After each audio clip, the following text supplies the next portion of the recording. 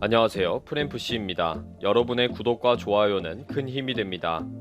지진 전조 현상으로 의심되는 냄새가 결국 스가 총리의 자택까지 도달했다는 기사가 나올 정도로 일본은 지금 원인을 알 수 없는 악취가 큰 화제입니다.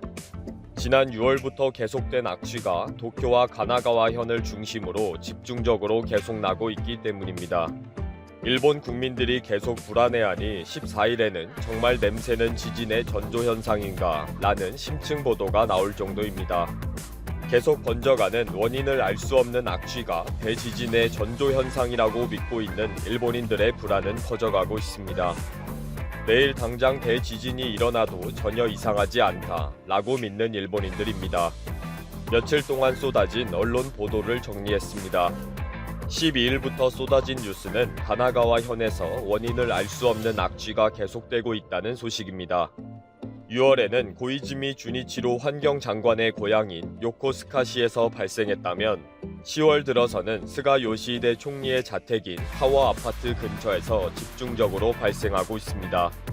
타워 아파트에서 1km 떨어진 곳에서 악취가 발생해서 소방차가 출동했고 12일에는 타워 아파트 근처에서 또 악취 신고가 접수된 것입니다. 요코하마시 소방서에 따르면 12일에만 16건의 신고가 들어왔는데 이미 1일에는 10건, 3일에는 25건 등 전혀 줄어들지 않는다는 것입니다. 워낙 냄새가 심하다 보니 소방관들이 냄새 샘플을 채취하고 분석했고 JR 요코하마역에서도 개찰구를 일부 통제하기도 했습니다. 주민들은 고무 타는 냄새다, 이상한 화학약품 냄새다, 계란 썩는 냄새가 난다, 가스 누출이 아닌지도 확인해달라 등을 증언하지만 아직도 정확한 원인과 분석이 나오지 않는 상황입니다. 또 주민들은 20분이 지나면 냄새가 사라진 적도 있지만 방을 환기하지 않으면 2시간 이상 냄새가 계속 났다. 기분이 나빠지면서 토할 뻔했다. 지금까지 맡아보지 못한 냄새이다 라고 하소연합니다. 지난 6월부터 계속 악취가 나면서 지진 전문가들은 악취는 분명히 대지진의 징조이다 라고 경고합니다. 활성 단층이 파열이 되거나 단층들이 마찰되면 이상한 냄새가 난다. 이미 지상에 노출되어 있는 활성 단층 등이 서로 충돌시킬 때 나는 냄새와 동일하다 라는 것입니다. 이 냄새가 심각하다고 보는 것은 냄새가 계속 확산되고 발생 기간이 짧아지고 있다는 것입니다. 6월에 미우라 반도의 남단 부근에서 나던 냄새가 그 후 요코스카시를 거쳐 10월에는 요코하마시까지 도달한 것입니다. 요코하마시에 있는 스가 요시히데의 자택 타워 아파트 주변이 악취에 휩싸였다면서 더 뉴스화되고 있는 것입니다. 미우라 반도에서 발생한 냄새가 요코하마시까지 이동했다는 사실은 그 냄새가 분명히 지하 단층과 연결되어 있다는 의심을 하기에 충분하다는 의견이 쏟아졌습니다. 똑같은 냄새가 지하 단층과 연결되어 있는 도시를 중심으로 꾸준히 이동하거나 그 냄새가 나는 지역이 확대되고 있다는 것입니다. 물론 일부 주민들은 하수구 냄새일 뿐이다, 가까운 바다를 오고 가는 선박들의 기름 냄새다 라며 논쟁을 하기도 합니다. 이런 냄새의 원인에 대해 소방당국은 분석하고 있지만 정확한 원인을 파악하지 못하고 있다 라고 답을 했습니다. 사실 소방당국은 단정적으로 기름 냄새다, 황산 냄새다 라고 딱 꼬집어 발표하기에는 큰 부담을 가지고 있습니다. 그러다 보니 10월 27일자에 발행하게 될 주간 플래시는 드디어 냄새의 정체를 알았다 라는 보도를 했습니다. 요코하마시 환경과학연구소에서 분석한 결과를 바탕으로 이산화탄소, 부탄, 에틸렌, 아세틸렌 등이 많이 포함되어 있다는 내용입니다. 담당자는 건강에 영향을 미치는 것은 아니다. 다만 무엇이 원인인지는 앞으로 더 조사해야 한다 라고 말했습니다. 대지진에 불안해하는 일본 국민들은 혹시라도 싶어서 주간지를 많이 구입해 볼만한 기사 제목이지만 내용은 아무것도 없는 것 같습니다. 실제 최근 들어서 냄새와 대지진과 관련된 기사들이 많이 올라오고 있는데 이런 자극적인 기사에는 일부 주민들이 주간지와 신문들을 많이 구입하는 이유가 됩니다. 지난 6월 4일에는 도쿄도 인근 가나가와현에서 고무 타는 냄새가 난다, 화학약품 악취가 난다 라는 신고가 폭주하는 일이 생겼습니다. 경찰과 소방당국까지 출동해서 조사를 했지만 주변에서는 냄새가 새어나오는 현장을 찾을 수가 없었습니다. 결국 원인 불명으로 결론을 내렸기 때문에 주민들은 더 불안해한 것입니다. 지진 전문가들은 지진의 전조 현상으로 냄새가 나는 것은 상식이다. 단층이 이동하면서 내부에서 암석이 무너지면서 지하 안반층에서 황산 등의 냄새가 발생한다. 일본 정부에서는 신속하고 정확하게 조사를 해야 한다 라고 경고를 했습니다. 전문가의 의견은 이렇지만 일본 정부도 어느 위치의 지하를 무작정 조사를 할 수도 없고 방법도 없는 상황입니다. 이 당시에 고베 대지진 당시에도 악취가 난 다음 한 달 만에 발생했다 라고 하면서 주민들 간에 큰 공포심이 조성되었습니다. 다행히 7월은 무사히 잘 넘어갔는데 문제는 최근에 다시 악취가 난다는 것입니다. 주간 후지는 14일 가나가와 현에서의 냄새와 관동, 한신 대지진 전후의 냄새의 기록과의 관계에 대해 보도했습니다. 이미 많은 지진 전문가들은 1923년 관동 대지진이 발생했을 때에 내무부가 작성한 문서를 보면 냄새가 심하게 났다, 미우라 반도 주변에서 악취가 났다 라는 기록이 있다고 지적했습니다. 1995년 한신 대지진과 2011년 대지진 때도 마찬가지 현상이 있었다고도 증언했습니다. 주간 후지의 보도에 따르면 관동과 한신 대지진 발생 전에 라돈의 농도가 최고 10배 이상 급증하는 등 심각한 냄새가 났다. 천연가스이든지 암석의 충돌로 타는 냄새이든지 지각 변동의 현상에 따른 냄새이다 라고 했습니다. 마지막으로 유조선의 탱크 내 가연성 가스를 배출하는 가스풀이라는 작업이라는 견해도 있지만 대지진의 전조라고 신경을 쓰는 것이 필요하다 라고 결론을 내렸습니다. 이미 일본에서는 대지진이 발생했을 경우 가장 위험한 도시가 어디인지를 예의주시하고 있습니다. 물론 별다른 대책은 없습니다. 시뮬레이션에 의하면 도쿄, 나고야, 오사카 등이 위험한 도시 순위 상위에 올라왔다고 합니다. 특히 도쿄는 현재 올림픽 선수촌 아파트가 건립되어 있는 항구가 가장 취약하다고 합니다. 바다에서 밀려오는 해일이 수많은 고층 아파트를 위험하게 만들 것이라는 것입니다. 물론 최근에 짓는 고층 아파트는 내진 설계를 철저히 하지만 진도 7 이상의 지진에서는 쉽게 피해를 받게 될 것이라고 지적하고 있습니다. 최근에 일본에서 발생하는 지진들의 횟수는 계속 많아지고 있습니다. 일본 기상청의 자료를 보면 규모 4.0 이상의 지진이 2017년에는 55건, 2018년에는 70건, 2019년에는 78건이 발생했습니다. 그런데 올해에는 6월까지 41건이나 발생했기 때문에 더 잦아지고 있다는 것입니다.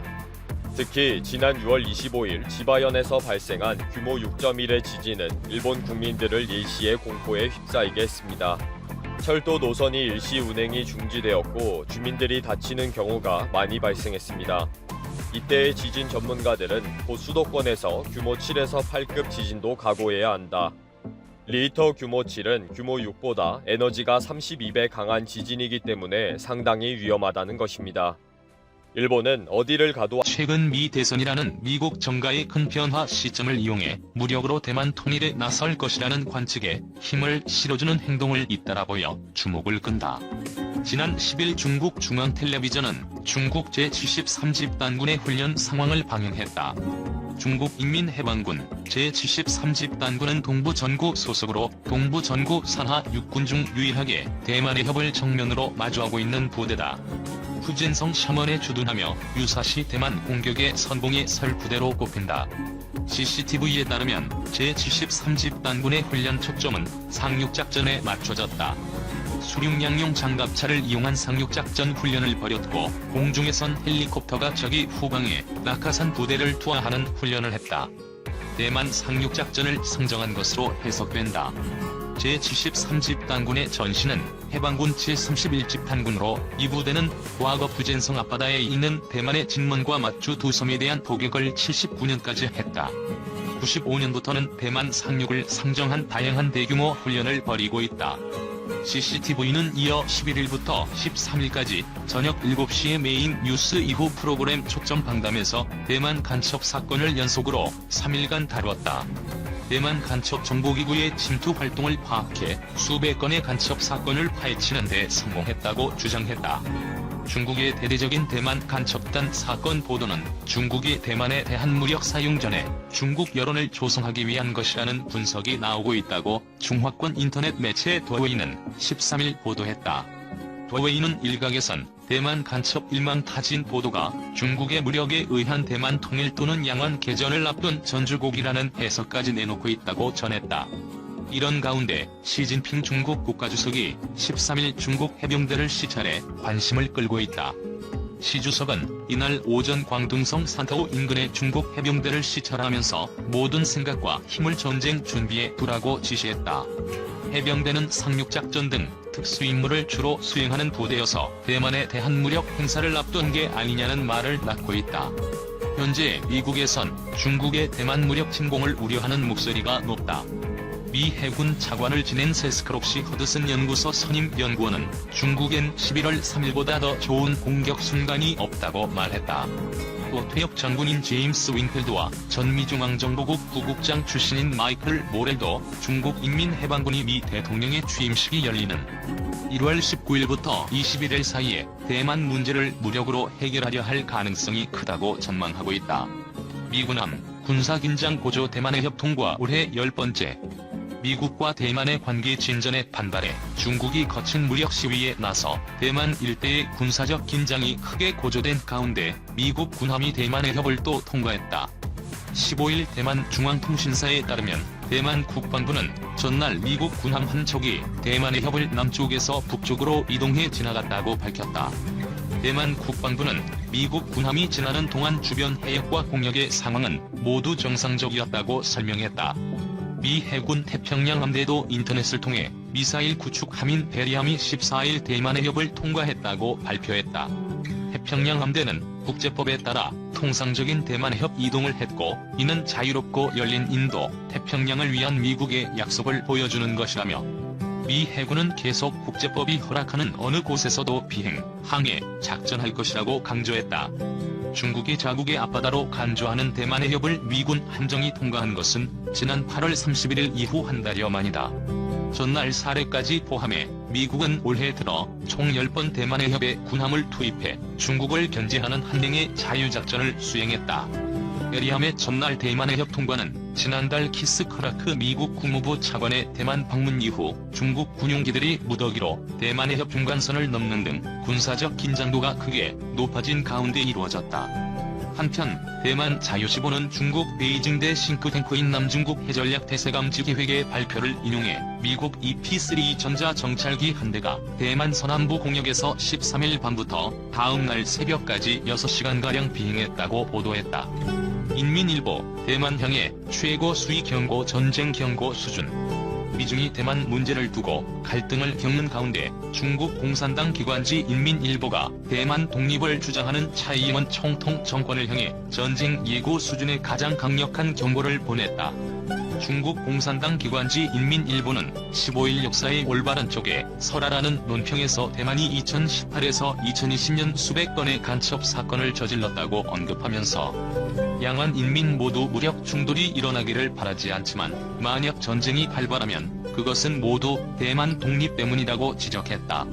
인민일보는 차이잉원 당국의 지시 아래 대만 정보당국은 대만 독립 분리 세력의 선봉에 섰다면서 불이한 행동을 일삼고 혼란을 조장했다고 비난했다. 신문은 이어 우리는 대만 정보당국에 속한 대만 독립보수 세력에게 경고한다면서 불장난을 하면 죽는 길밖에는 없다고 강조했다.